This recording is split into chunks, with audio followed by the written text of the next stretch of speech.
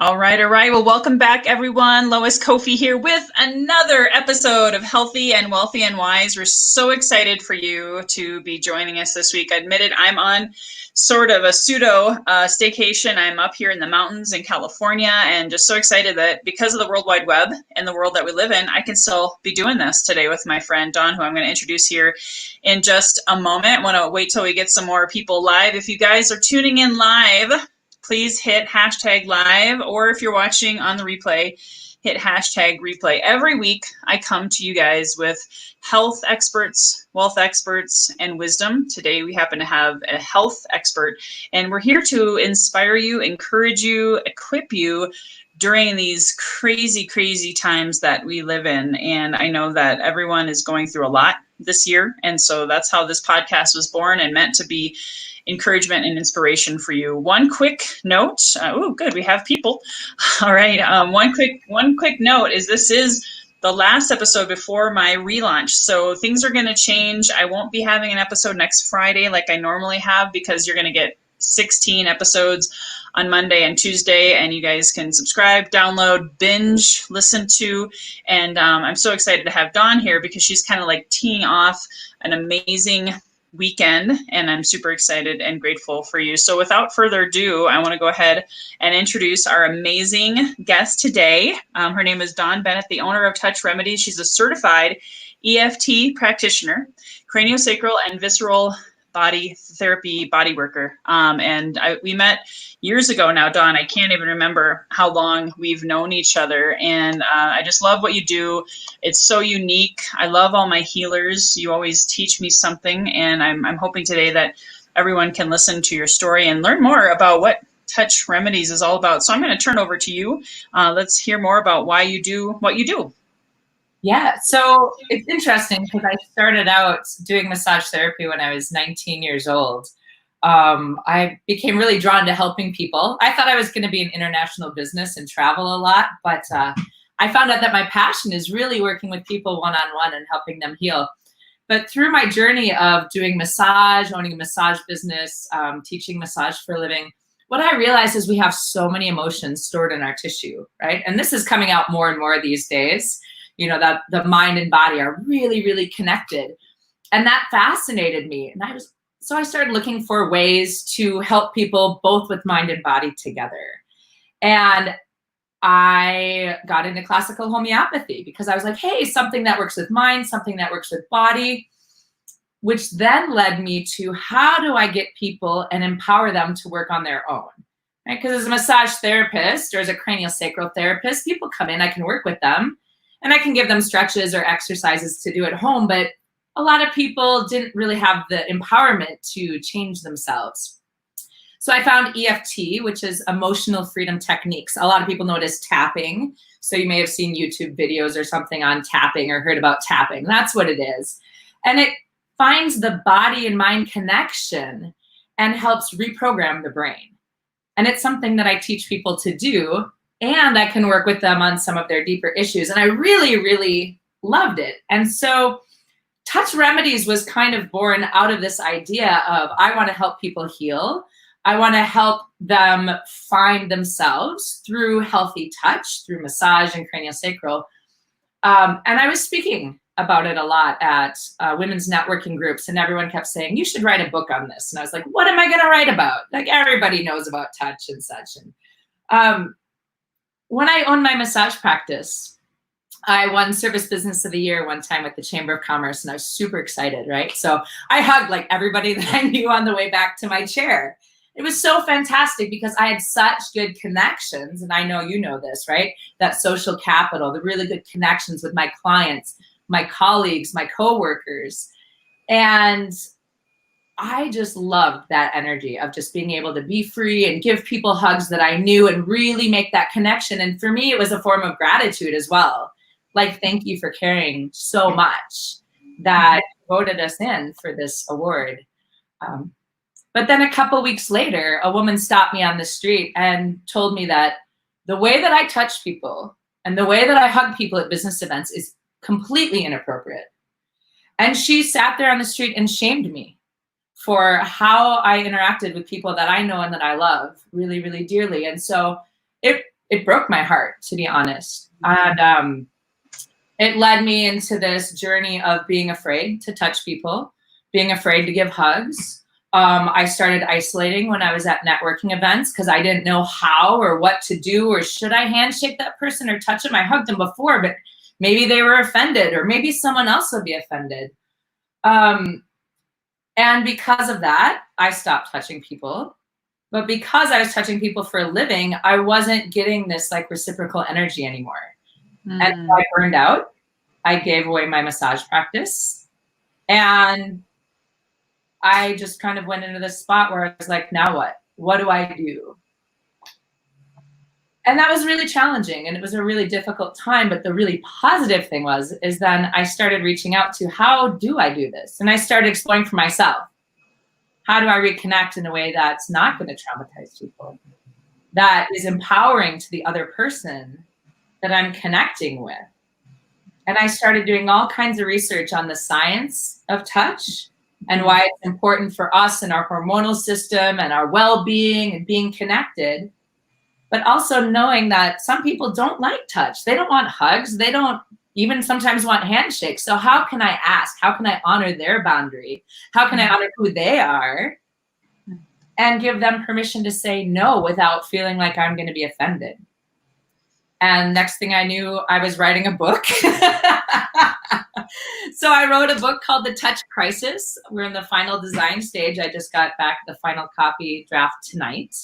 So I'm through that, and I'm hoping to have it out in a few weeks. But that's really my journey now, is to really help people explore their own roots around physical contact. And especially now where we're not even sure if we should be within 6 feet of people, right? So how do you communicate? How do you connect? Especially if you're someone who loves physical contact in a way that feels genuine and authentic to you. Yeah, there's a lot of people talking about mental health issues and suicide, and all these things are, going up because of the lack of ability of that human connection. Does your book touch on that? Was it all pre-COVID written? It was all pre-COVID written, but it still talks about that, right? There was a survey done by Cigna in 2017 that showed like 48% of Americans identify themselves as lonely, most or all of the time. And a new one came out. They did the research in 2019. It came out in 2020, and that number's gone up, where over 50% of Americans say they feel lonely most or all of the time, right? So not even isolated, lonely, because you can be around people and still feel lonely. 100%. Did they say, and can you maybe elaborate on why they felt lonely? Was there a deeper component to that survey? They didn't. They gave some suggestions and some resources, but they actually just did surveys across, like, how do you feel connected in the workplace? How do you feel connected with your loved ones, right? And they identified it a little bit by gender and age and social status and such. But really, between that and the research I've done, a lot of it is around, how do we authentically connect? How do we make people feel part of something, right? And touch, physical contact, is one of the tools that we can use, right? Beyond our smile and looking people in the eye and reflective listening and, telling people, welcome, come, can I show you around? Like all the things that bring people into the space of inclusion, right? Physical contact is one of those things that made people feel belong. Right on. Do you have any advice then? And then I'd love to get into some testimonials. Do you have any advice for people right now who maybe before COVID, they were already in that 48% of being lonely, and now it's just, they don't like Zoom, because you and I, we're making contact. We were talking about that before we hopped on here, how we actually love the fact that we get to see so many more faces, even though we're not in each other's space, which if you're an empath isn't always a bad thing, right? But ultimately, what can they do to help them navigate and grow through this time without physical touch? I mean, you can only hug your kids or your spouse, or maybe you live by yourself. What can you give them for advice? So if you have an animal, we actually release the same hormones, the oxytocin, which is they call it the cuddling hormone, right? It's what makes us feel bonded and accepted and part of. So when you touch animals, you actually release that hormone as well. And serotonin, which is an antidepressant kind of hormone, dopamine, and it also reduces your cortisol, your stress levels when you touch. So that also boosts your immune system in a way, because when your body's in fight flight, it can't be running your immune system. So animals are a good way. Otherwise, self-touch. And I don't mean that in a creepy way. I mean, like, give yourself a hug, but be intentional about it. Like, I'm going to sit here with myself and just really feel, right? Or just like give yourself like a little like gentle massage down your face, right? What did your mom do? What did somebody do that you cared about that really feels great? Or find a teddy bear, right? When we're kids, we know that that teddy bear, that stuffed animal has all the love in the world in it. And adults can do that as well, right? So find something that's very tactile and use that tactile sensation to nurture yourself, because some of it is really about intention. That's awesome. I love this. I love bringing on authentic people like yourself, having authentic conversations, introducing people to different thought processes or modalities that they maybe have never heard of before, because it's so powerful. We take that stuff for granted and you don't know what you've got until it's gone. So tell us some more about opportunities or testimonials rather of people that you've worked with that, you know, this is where they were and this is where you took them. Yeah.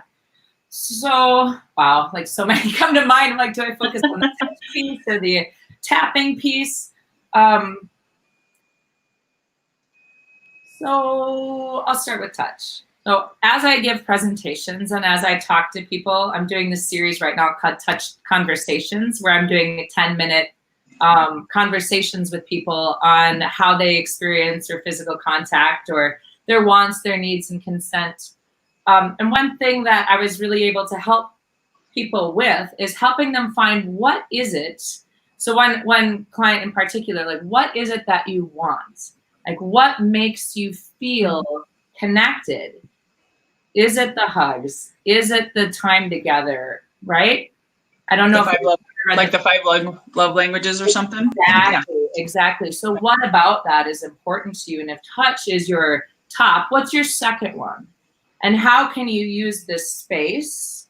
Like, so if it's gifts, how can you ask for the gifts that you need? Or how can you say, hey, since we can't touch, I would like to be able to do some giving and receiving somehow, right? Elsewhere.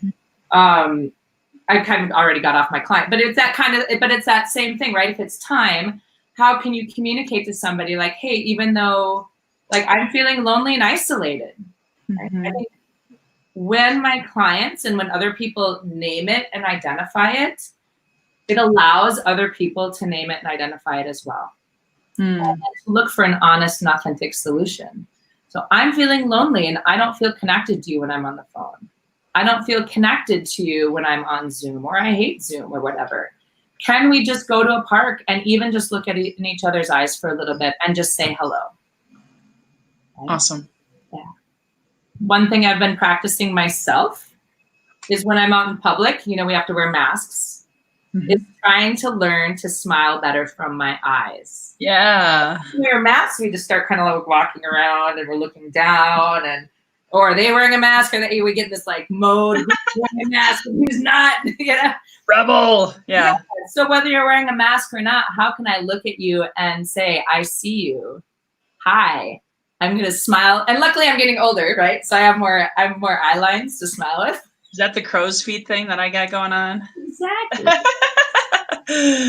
So these are the kinds of things I explore with my clients. Another thing that I use tapping for, the EFT, are people that are traumatized by touch, right? Maybe touch is challenging for them because of a history of childhood, of abuse, of neglect, of whatever it is.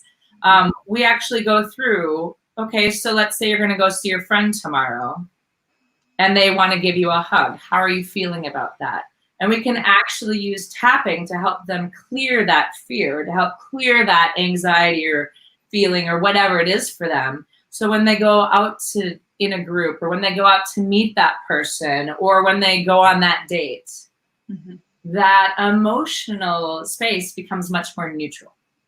So now you can come from clarity and choice and confidence, and you can communicate what you want, which is going to also decrease your loneliness, make you feel more connected because you're more in your own power and your own center. That's so powerful. You know, I've been referred to tapping. I'll admit I haven't done that before. If someone's never done tapping, obviously you guys can reach out to Dawn. We'll give her contact information at the end. But where would someone start? I know someone told me go check out videos on YouTube. Is that safe? Is that advisable? There's a lot of, in the EFT community, there's a lot of back and forth about that, right? It can be confusing because different EFT practitioners teach different ways. Some are very global, and it can actually cause an overwhelm of the brain. Like, so if I'm tapping on, oh, my fear of finances, my brain's going to think every time I've had problems with finances, right? And that could send me into some kind of emotional overwhelm. Wow. Right? But if you understand how to do it really clearly, like, oh, I'm afraid of when I pay my credit card bill tomorrow, right? Your brain can focus on that one thing. Because it's still related to all the other financial things, it will help ease the other financial things as well, but we want one focus. So I actually do, like for $8, $10, I teach an hour-long online EFT class on how to do basic tapping for yourself, how to set it up, how to explore some basic uses of it, and then how to use it in public if you need. But with my clients individually, then we go deeper. So yeah, maybe you can say, okay, I'm paying this credit card bill and it's making me anxious. And you learn how to tap through that. But then what I explore with you is, where did that start? Right? And so we work with that core issue of the beginning. So that's what I love about the tapping, is that I can give you tools, but at the same time, you and I together can work that deep core issue, that fear, that belief, that training from your childhood, whatever that is. So we can clear everything. So you don't have to just sit and tap for the rest of your life. I mean, you can, right? Because it's always something emotional. I don't know. It's a good tool to have in your tool belt, right? And oh my gosh, the freedom that you can have if you don't always have to rely and become obsessive about that one thing. I'm all about I don't DIY anymore, do it yourself. I'm like, I want to go to the expert. I want to go to the source. I want to get to the root cause of my whatever that is. So I would love for people to reach out and take advantage of that. One of the things that I love about your email signatures, you talk about the science and soul of deepening your connection to self, others, and communities. That's such a powerful statement. I had to ask you, what does that mean to you? Can you kind of enlighten our audience a little bit? Yeah. When we come from a place of non-authenticity, right? Whether that be self-doubt, whether that be fear, whatever it is, right? It shows up differently in each one of us. We're not connected to ourselves, right? So maybe like a lot of us have experienced, you act a little bit different around different friends, or you act a little different around your parents than you do your lover, perhaps, right? There's different ways, and some of that's natural because you share different things. But some of that is, I want to be accepted over here, or I have this identity over here, right? So my parents know me as this identity, and this is the identity I put in front of them, right? And then maybe when I go to my volunteer organization, I'm the chair of the board, so I have to present myself in this different way. But when I'm out drinking with my friends, maybe I have to be the funny one that always is on top of everything, right? Or maybe when I'm on my motorcycle, I have to be this tough girl, like, you know. So we have these different images, and some of those are just what we step into, but some are images that we're portraying out of fear of people seeing our real self. Right? Yeah. So when we clear things with craniosacral, with tapping, when we do our own work on where do my touch fears come from, when you're doing your meditation, your yoga, whatever it is, when you're looking inside yourself and you're clearing those fears, you're clearing those societal messages, you're deepening your connection with your true self. And when you're connected to yourself, it's more authentic and more easy to connect with others. Because now, if I know and trust me, you know, you talk about this a lot in your coaching, right? When I'm in my own body, when I'm in my own strength, now I can connect with you from my place of strength, and I can honor your strengths and your weaknesses both. Because I know I have a lot of weaknesses. And if I'm comfortable with my weaknesses, I'm also going to be more comfortable with your weaknesses and have empathy and compassion for that. That's so awesome. Yeah, you're talking my language because I love sales. I'm weird. Okay. Like whenever I hear someone say, "Oh, I'm not a salesperson," I just go, "Oh, there's a trauma. There's a trauma somewhere deep inside that soul." I wish I'll have to refer them to you, Dawn, because it gets me all freaked out. I'm like, oh, we got to work on that because you're holding down your income and you're not authentic. I mean, there's so many different layers to that. But anyway, but yeah, if you're playing those labels, because everything you talked about to me, I hear a motorcyclist, or, you're this person with your parents. So there's all these labels that are holding us back, and it's all created by fear. And if you're not, guys, if you're not living your true authentic self, you're holding back income, relationships, health. Hello, right? You've probably seen a lot of people come to you. They come to you after the fact, right? When they're already diagnosed with a disease or some kind of sickness. Or do you see a lot more people that say, "Hey, Dawn, I want to prevent that disease or that divorce or whatever. Can you help me now?" What is it? Like, what is your percentages? Do you get more people? It's shifting, as people become more aware of themselves, and as this kind of movement of mind-body connection is coming forward, it is starting to shift with people coming to for self-care. But the last 22 years of my practice, I would say 95% of the people would start coming to me because they had pain somewhere or chronic disease. And I remember a client, I was working with her homeopathically, and she was talking about how her husband held her back and how she never finished her master's degree because of this, and was kind of blaming everybody. And then she was talking about now her arthritis holds her back. And I kept asking her questions, and she just cocked her head and she looked at me and she said, "Do you think I developed this arthritis to hold myself back?" And I was like, ding, ding, ding, ding, ding. Right.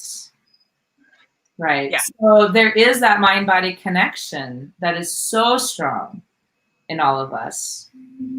That's so awesome. Yeah. And if it's so blocked down into your subconscious, you can't be. I mean, that was the inspiration for the title of my podcast, just reminding you guys, if you've never tuned in before, Healthy and Wealthy and Wise, was because I lost my health, because I was always performing. I was always doing that Ironman triathlon. I was always named top salesperson. I was always the volunteer at church. I was doing, going, running on that emotional, I call it running coaster, hamster wheel.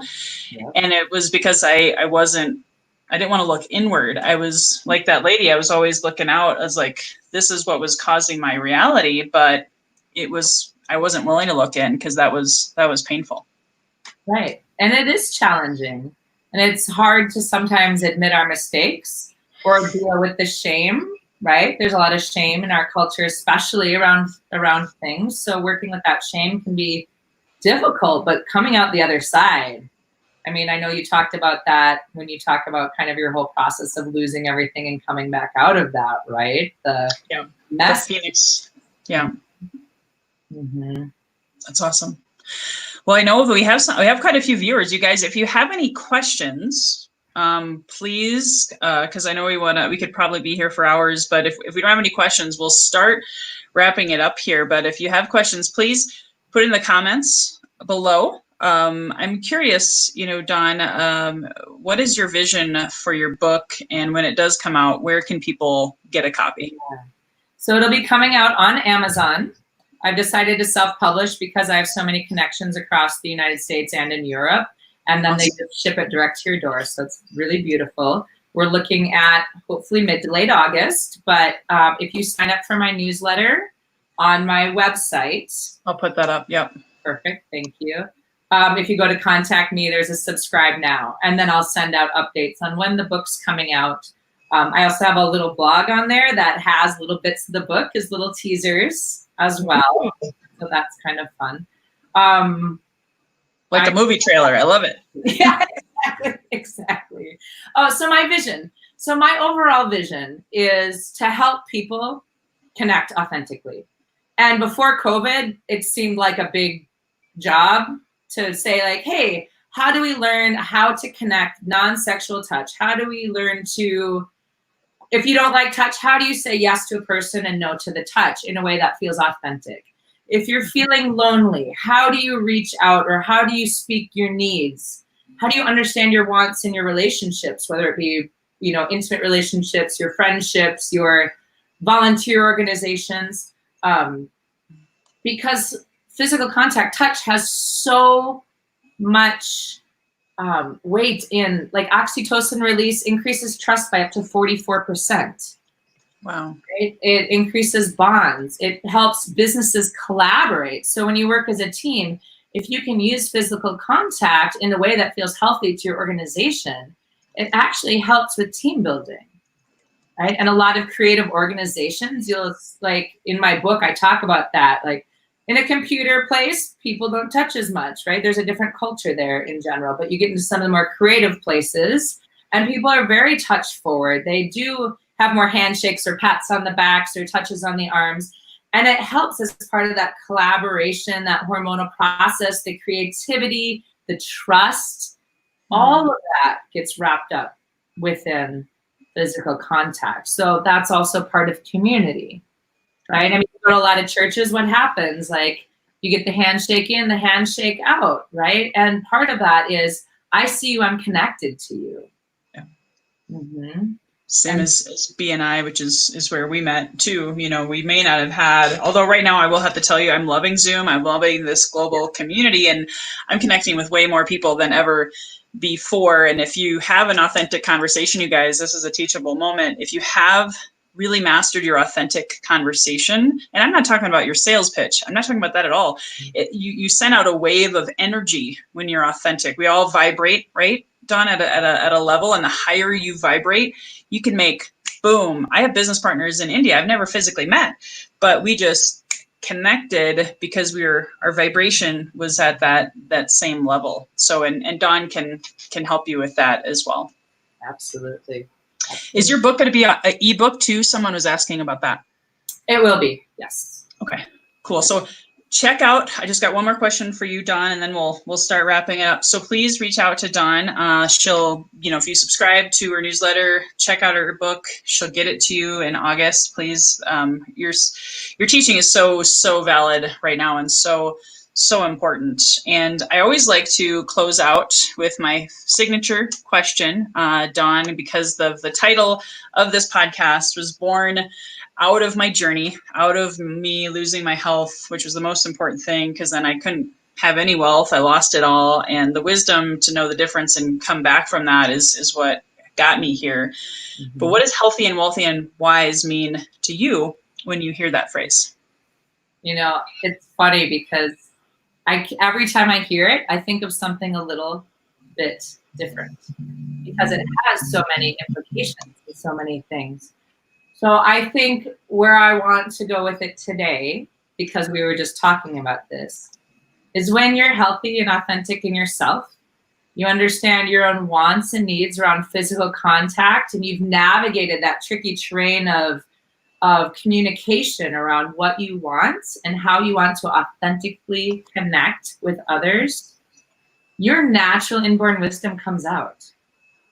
Mm-hmm. And that makes you wealthy, not only socially, like you talked about, because when someone's being authentic versus when someone's giving you a sales pitch. So you can be more wealthy in your relationships. You can be more wealthy in your own well-being, right? And if you're a business owner, that will eventually impact your income as well. I think that's really where I'm feeling it right now, right? The deepening connection to that community. Mm-hmm.